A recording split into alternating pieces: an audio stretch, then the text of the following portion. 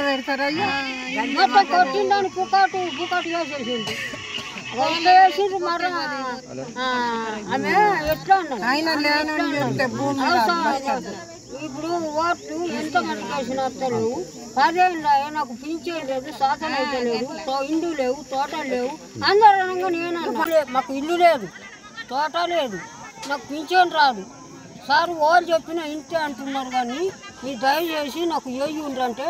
దొరసాని దొరసాని నీకేసారి వస్తుంది దొరసాని ఆ చేత అయిన అట్నే అన్నాడు చేత అయిన దొరసాని వస్తాయి అన్నాడు అందరూ అన్నట్టు నేను అన్నా చేతికేయమ్మ అంటే గిట్ట చూపి ఇక కొట్టినట్టు పెట్టి నన్ను బదనం చేసినట్టు కదా ఆయన బదనం నువ్వేం కాదు పాపంగా మేము ఇట్లనమ్మా చేతికి అంట అన్నాడు కానీ ఏమని అన్ని ఇస్తాం నువ్వే చెయ్యి అంట అన్నాడు ఇల్లు కట్టిస్తా నువ్వు లేని దానికి అమ్మ అన్ని మంచిగా చేపిస్తా నువ్వు చేతికి వెయ్యి అంట అన్నాడు ఇంత అన్నాడు కానీ ఇక్కడ అంటున్నాడు శీలర నేనే ఏమన్నామో ఏమంటే నాకు వినబడుతున్నది కానీ ఇంకో కూడుకోవాలంటే మనం కూడా సర్పంచ్ సంతకాలు చేయరు మీరు మట్టి పోయే